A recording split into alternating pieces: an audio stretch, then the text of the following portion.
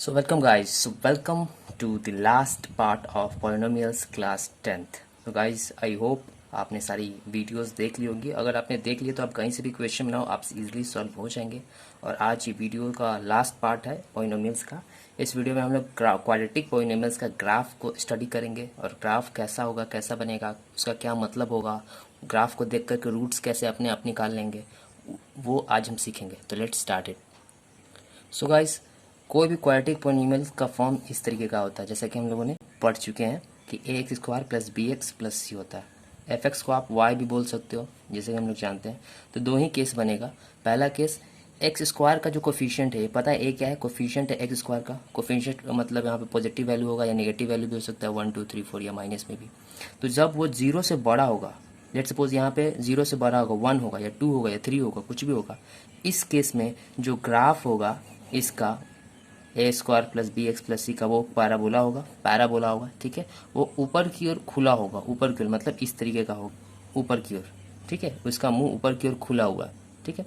और अगर X square का जो कोफिशिएंट है ए, अगर वो जीरो से छोटा होता है, जीरो से छोटा होता है, इसका मतलब होगा कि जीरो बड़ा है, मतलब ए जो है जीरो से छोटा होगा, तब वो भी ग्राफ जो होगा वो पैराबोला ही होगा, लेकिन वो डाउनवर्ड की तरह इस तरीके का ग्राफ बनेगा, ठीक है। अब कुछ इक्वेशन लेते हैं, अब उसको हम सॉल्व करते हैं। तो हमारे पास ये क्वेश्चन है और इसे हम इसका ग्राफ बनाएंगे, ठीक है। तो पहले हम देखते हैं क्या ये क्वाड्रेटिक इक्वेशन है। बिल्कुल है। ये इसका फॉर्म है X square plus B X plus C, ठीक है। तो यहाँ पर ए एक्स स्क्वायर दिख रहा है, आपका एक्स स्क्वायर दिख रहा है, इसके आगे कुछ भी नहीं है, इसका मतलब एक्स स्क्वायर कोफिशिएंट क्या है, 1 है, ठीक है। और एक्स क्या है, ये पार्ट जो है जीरो है, बी जीरो है, तो ये जीरो है और ये कांस्टेंट है, तो ये हमारा क्वाड्रेटिक पॉलिनोमियल है, ठीक है। एक्स स्क्वायर है प्लस एक्स जो है वो ये जीरो हो गया और प्लस यहाँ पे -1 है, तो यही एक फॉर्म है। अब हमारा जो यहाँ पे एक्स स्क्वायर का जो कोफिशिएंट है कुछ भी नहीं है, तो क्या है, 1 है, मतलब जो ए है हमारा वो क्या है, 1 है, तो वो तो जीरो से बड़ा है, ठीक है। ए जो है वो जीरो से बड़ा है। सो गाइस, जैसा कि हम देख सकते हैं कि एक्स स्क्वायर का कोफिशिएंट यानी ए वैल्यू क्या है, यहाँ पे कुछ भी नहीं है, 1, तो वो जीरो से बड़ा है। तो हमारा इस केस में जो ग्राफ बनेगा वो पैराबोला बनेगा और इस तरीके का बनेगा, ठीक है। अब इसका हम ग्राफ बनाते हैं। तो ग्राफ बनाने के लिए हम क्या करेंगे, एक हम डब्बा बनाएंगे, ठीक है, और एक एक्स ले लेंगे, एक वाई ले लेंगे, ठीक है। अब अपने मन से रैंडम कोई एक्स का वैल्यू अपने मन से सोचना है। निगेटिव में भी सोच सकते हो, पॉजिटिव भी सोच सकते हैं, जीरो भी सोच। लेट सपोज हम एक्स का वैल्यू वो जीरो ले लेते हैं। तो एक्स का वैल्यू जब जीरो होगा तो वाई का वैल्यू क्या होगा, तो हमारे पास y इज इक्वल टू है एक्स स्क्वायर -1। एक्स का वैल्यू इसमें जीरो पुट करते हैं, जीरो का स्क्वायर जीरो होगा, -1, तो y बराबर क्या हो जाएगा हमारे पास, -1। तो y का वैल्यू वैसे -1 आएगा, ठीक है। अगर हम एक्स स्क्वायर का वैल्यू जो है, एक्स का वैल्यू अगर हम माइनस ले लेते हैं, लेट सपोज एक्स का वैल्यू -1 ले लेते हैं, ठीक है। तो y is equal to x square क्या है, -1 का स्क्वायर और -1 है तो 1 रख देते हैं। तो -1 का स्क्वायर करें तो 1 आएगा, 1 -1 क्या आएगा, जीरो। तो हमारे पास y के वैल्यू जीरो आ जाता है, कब, जब x का वैल्यू -1 लेते हैं। और जब x का वैल्यू 1 लेंगे तब क्या होगा, तो 1 का स्क्वायर भी 1 ही रहेगा, तो x का वैल्यू अगर 1 भी लेंगे तब भी y का वैल्यू जीरो आएगा। वैसे ही अलग अलग वैल्यूज लेके चेक करेंगे। तो गाइज, ये मैंने कुछ वैल्यूज लेकर के और सॉल्व कर लिया। जैसे सेम वैसे ही आपको इक्वेशन में x का वैल्यू आपको पुट करना अलग अलग, y का वैल्यू आएगा उसको नोट करते जाना है, डब्बा बना लेना। अब इसे में ग्राफ बनाते हैं, ठीक है। कोशिश करना है कि x का वैल्यू पॉजिटिव में भी ले लें, नेगेटिव में भी ले लें। जैसे x का वैल्यू हम जीरो भी लिए, पॉजिटिव में भी लिए, नेगेटिव में भी लिए, ठीक है। तो ये जीरो हो गया, ये 1 हो गया, ये 2 हो गया, ये 3 हो गया। वैसे इधर ये -1 हो जाएगा, -2 हो जाएगा, ये 1 हो जाएगा, ये 2, और इधर ये -1, ये -2, इस तरीके से हो जाएगा। चलिए, तो हम इसका ग्राफ बनाते हैं। जब x का वैल्यू जीरो है तो y का वैल्यू कितना है, -1, तो एक पॉइंट यहाँ आ गया, ठीक है। फिर x का वैल्यू -1 है, x का वैल्यू ये x एक्सिस है, ये y एक्सिस है, -1 है, तो y का वैल्यू कितना है, जीरो है, तो एक ये पॉइंट हो गया। और x का वैल्यू जब 1 है तो y का वैल्यू जीरो है, ठीक है। ये क्या दिखा रहा है, 1 0, इसको लिखते हैं। इसका मतलब आगे वाला x का दिखाता है, x का वैल्यू 1 है और इस पॉइंट पे y का वैल्यू क्या है, जीरो है। y मतलब क्या हुआ, थोड़ा सा ऊपर बढ़ेंगे तो कुछ हाइट आएगा, तो हाइट जीरो है, y मतलब हाइट, ठीक है। यहाँ पे ये क्या दिखाएगा, -1 0, और ये क्या दिखाएगा, ये दिखाएगा x का वैल्यू जीरो है और y का वैल्यू -1 है। अब आगे बढ़ते हैं, x का वैल्यू जब -2 होगा तो हमारा y का वैल्यू 3 आएगा, तो 3 हमारा पॉजिटिव में यहाँ होगा। अगर इसको हम बड़ा बनाते हैं तो जब इसको मिलाते हैं यहाँ, ये पॉइंट बनेगा, x का वैल्यू -2 पे y का वैल्यू 3 आता है, ठीक है। और जब x का वैल्यू 2 लेंगे, +2, तो y का वैल्यू कितना आएगा, 3 आएगा। y का वैल्यू 3 है, 3 इधर बढ़ाओ और 2 इधर बढ़ाओ, यहाँ पे मैच करेगा। अब इस सब पॉइंट्स को अगर आप मिलाते हो तो कुछ इस तरीके से ग्राफ बनेगा, ठीक है। तो जैसे कि आप देख रहे हो, ये थोड़ा मैंने रफ से बनाया है, नहीं तो ये पूरा ये टर्न होगा और ये पैराबोला ही होगा। ये इस तरीके का नहीं है, ये इस तरीके का है ग्राफ, ठीक है। रफ बनाने के कारण इस तरीके से लग रहा होगा, लेकिन ये कर्व है, यहाँ पे कॉर्नर नहीं है, ठीक है। तो ये एक पैराबोला बोलते हैं इस तरीके के ग्राफ को, और इसको आप अच्छा से बनाओगे तो ये इस तरीके से बनेगा, ठीक है। ये एक अपवर्ड पैराबोला हो गया।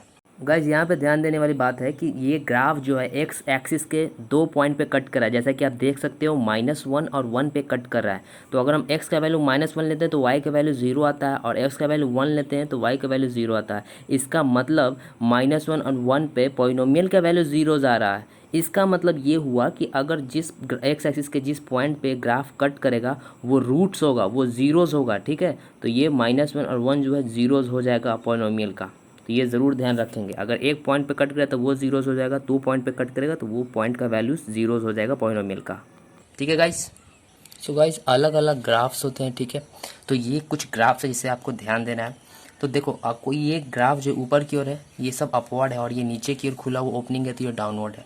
अब ग्राफ में आपको 3 चीज़ देखने को मिलेगा, या तो जो ग्राफ होगा ये एक्स एक्सिस है उसको 2 पॉइंट पे कट करेगा, या तो एक पॉइंट पे कट करेगा, या टच कर सकता है, बोल सकते हो, ठीक है। यहाँ पे टच करके निकल जाएगा एक्स एक्सिस को 1 पॉइंट पे, एक्स एक्सिस का 1 पॉइंट पे टच कर रहा है ना ये ग्राफ, और यहाँ 2 पॉइंट पे इंटरसेप्ट कर रहा है, कट कर रहा है, ठीक है।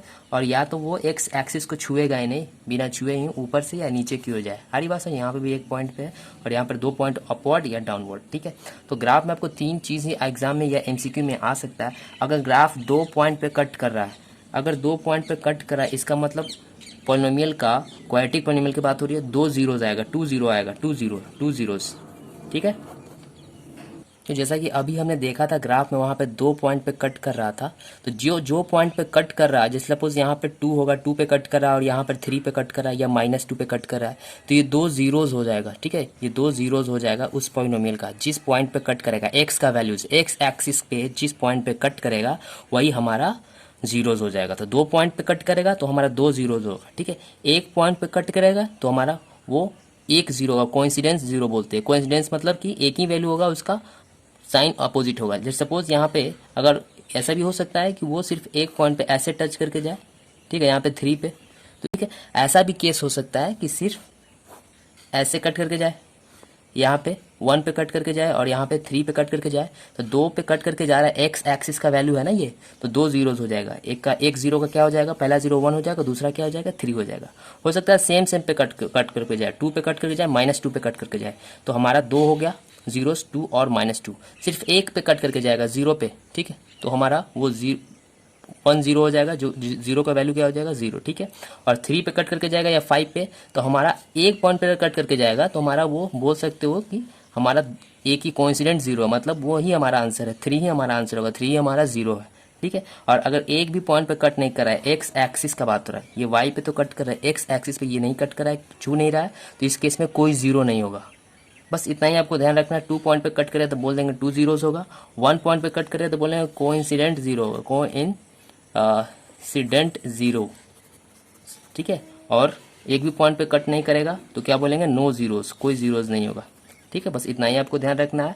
ध्यान रखना है कि अगर X square plus B X plus C, X square का कोफिशिएंट पॉजिटिव होगा तो अपवर्ड होगा, मतलब यहाँ पे 1 2 3 होगा, नेगेटिव में होगा तो डाउनवर्ड होगा, ठीक है। डाउनवर्ड में ये केस बनता है, अपवर्ड में इतना केस बनता है, ठीक है। वीडियो हमारा आज प्लेलिस्ट पॉलिनोमियल्स क्लास 10 समाप्त होता है। तब तक के लिए बाय बाय। अगर आप वीडियो अच्छा लगा तो लाइक करें, सब्सक्राइब करें। मैं फुल मार्क्स लाने के लिए, बोर्ड के लिए और कम्पिटिटिव एग्जाम्स के लिए मैं ऐसी वीडियोस लाता रहूँगा। तब तक के लिए बाय बाय, टेक केयर।